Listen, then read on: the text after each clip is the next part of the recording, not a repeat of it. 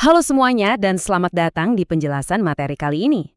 Hari ini kita bakal membedah tuntas sebuah topik yang super revolusioner, yaitu prompt engineering atau rekayasa prompt.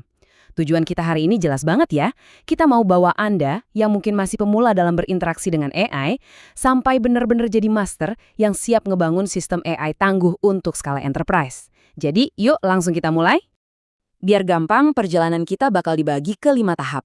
Kita mulai dari dasar prompting, terus lanjut ke struktur output, gimana mengaktifkan alat dan pemikiran, membangun alur kerja agen, dan terakhir, eksekusi AI untuk skala enterprise. Oke, mari kita masuk ke level 1, dasar prompting. Di sini kita bakal meletakkan fondasi buat interaksi AI. Jadi, apa sih sebenarnya prompt engineering itu? Singkatnya, ini adalah seni sekaligus sains dalam merancang instruksi buat memandu AI supaya ngasih respons yang presisi sesuai keinginan kita. Coba deh bayangin, AI ini kayak karyawan baru yang luar biasa jenius, tapi ya dia belum tahu apa-apa soal budaya kerja Anda. Nah, rekayasa prompt ini ibarat cara Anda ngasih konteks dan peta jalan yang persis banget mereka butuhkan supaya bisa sukses. Terus gimana cara memandu karyawan jenius ini? Salah satu teknik paling fundamentalnya adalah few shot prompting. Di sini kita berhenti ngasih perintah kosong tanpa arah. Alih-alih ngasih instruksi dengan nol konteks, kita benar-benar nyediain beberapa contoh pasangan input dan output yang udah jadi. Maksudnya, kita tunjukin langsung ke AI, hey, kayak gini loh bentuk kesuksesan yang saya mau sebelum mereka mulai bekerja. Coba lihat perbandingan ini, kelihatan banget kan bedanya? Di satu sisi kita punya zero shot prompt, alias tanpa contoh sama sekali. Ini bikin AI terpaksa nebak-nebak format atau nada yang kita mau. Nah, di sisi lain pakai few shot prompt, kita ngasih beberapa contoh konkret. Hasilnya, cuma dengan ngasih contoh, kita bisa ningkatin akurasi secara drastis dan bikin nada bahasa AI-nya pas banget sama standar kita. Benar-benar sebuah langkah yang mengubah permainan. Dan yang bikin takjub, skala dari apa yang bisa Anda lakuin dengan teknik dasar tadi tuh masif banget. Seperti yang bisa Anda lihat di tabel ini, mulai dari meringkas dokumen riset yang panjangnya minta ampun, nerjemahin dan ngedebug kode programming, sampai nyuruh AI bikin gambar yang super fotorealistik, semuanya bisa. Intinya cuma satu, seberapa spesifik Anda bisa mendeskripsikan kebutuhan Anda.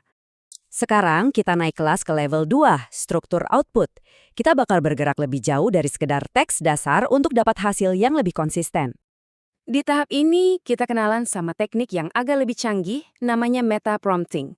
Kalau Viewshot tadi lebih fokus ke isi konten, nah meta prompting ini fokusnya ke struktur dan sintaksis penyelesaian masalah itu sendiri. Teknik ini sangat berorientasi pada format, pakai contoh-contoh abstrak buat kerangka kerja, dan pastinya luar biasa efisien dalam penggunaan token. Jadi bayangin, kita tuh lagi ngajarin AI gimana cara berpikir secara struktural, bukan cuma nyuruh mereka menghafal contoh. Nah, ini dia aturan emas dari panduan entropik yang wajib banget Anda ingat. Katanya gini, coba tunjukin prompt Anda ke rekan kerja. Kalau mereka bingung, AI juga pasti bakal bingung. Kutipan ini menyoroti banget kenapa kejelasan itu segalanya. Anggap aja AI itu ngebaca instruksi Anda secara harfiah. Jadi kalau kata-kata Anda ambigu, ya jangan kaget kalau outputnya juga ikutan ambigu.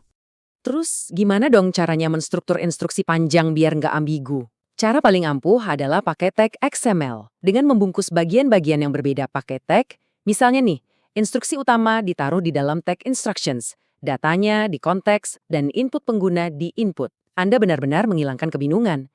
Model AI itu ternyata jago banget loh memilah logika yang rumit, asalkan kita menatanya dengan bersih kayak gini. Lanjut ke level 3, mengaktifkan alat dan pemikiran. Di sini kita bakal lihat gimana model-model paling modern mengeksekusi aksi dan berpikir. Buat mancing kemampuan otonom dari model sekelas GPT 4.1, Anda butuh masukin 3 pengingat krusial ini ke dalam prompt sistem Anda. Pertama, persistensi. Ingetin mereka kalau ini tuh interaksi yang panjang.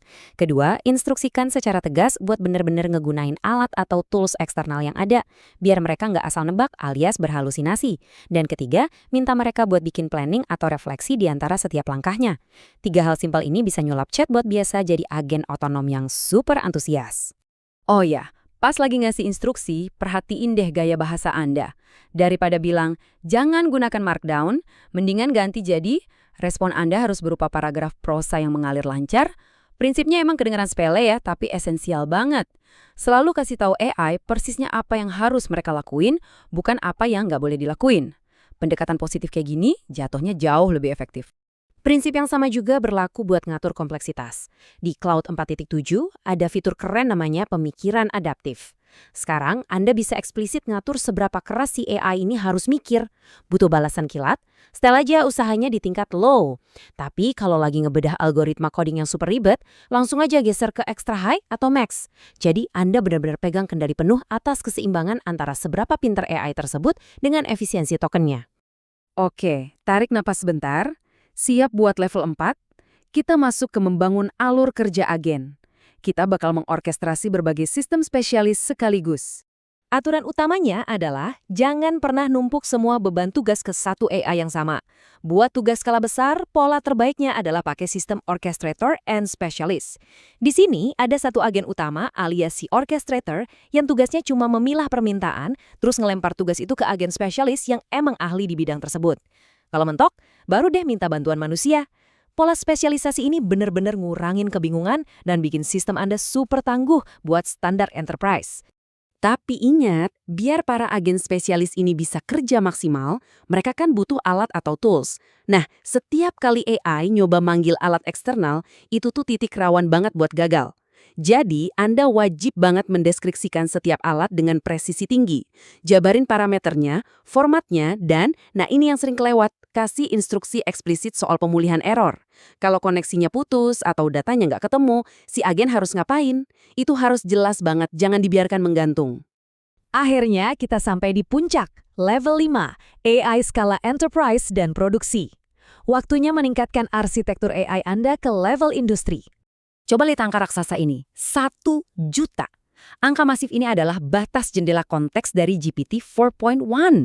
Maksudnya apa? Gini, Anda nggak cuma masukin beberapa paragraf lagi ke dalam AI. Anda secara harfiah bisa masukin ratusan dokumen, manual perusahaan, perpustakaan data, atau bahkan seluruh basis kode aplikasi Anda sekaligus ke dalam satu prompt. Gila kan? Tapi tunggu dulu, dengan data sebanyak itu, strategi ngasih instruksinya harus diubah. Pas Anda ngelempar puluhan atau ratusan ribu kata ke model AI, jangan cuma naruh instruksi di bagian atas doang. Biar AI-nya nggak lupa di tengah jalan, Anda harus tempatin instruksi itu di awal dan ngulangin instruksinya lagi di bagian paling bawah prompt. Ini trik jitu buat mastiin AI tetap fokus sama tugas intinya di tengah tumpukan informasi. Terus buat Anda yang lagi ngebangun AI suara yang bisa ngobrol, misalnya pakai Eleven Labs gitu ya, ada satu teknik wajib namanya normalisasi teks. Daripada ngebiarin AI ngebaca email terus tiba-tiba ngejat simbol aneh yang bikin sistemnya halusinasi, mending Anda biasain instruksinya buat nulis format kata-kata. Ketik aja john@gmail.com, alih-alih pakai simbol. Mengubah simbol jadi teks kayak gini bakal ngebantu banget nyegah AI ngeluarin suara-suara yang kedengaran aneh atau nggak natural. Satu lagi yang gak kalah penting buat sistem skala produksi, keamanan. Rahasianya ada di teknik guardrails atau pagar pembatas. Anda harus bikin satu blok khusus di prompt Anda dengan heading gede tulisannya guardrails. Model AI itu udah dilatih buat benar-benar memperhatiin heading ini. Jadi, dengan memisahkan aturan-aturan kritis yang nggak boleh dilanggar ke dalam blok khusus ini, agen Anda bakal selalu aman dan patuh sama kebijakan ketat perusahaan.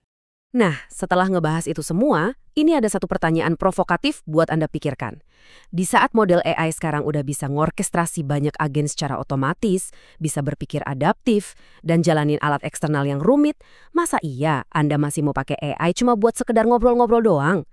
Bukankah ini saatnya Anda berhenti cuma chatting dan mulai benar-benar melakukan rekayasa sistem atau engineering ini? Teknologinya udah ada di ujung jari Anda. Terima kasih banyak udah dengerin penjelasan materi hari ini dan sampai jumpa di eksplorasi berikutnya. Selamat berkreasi!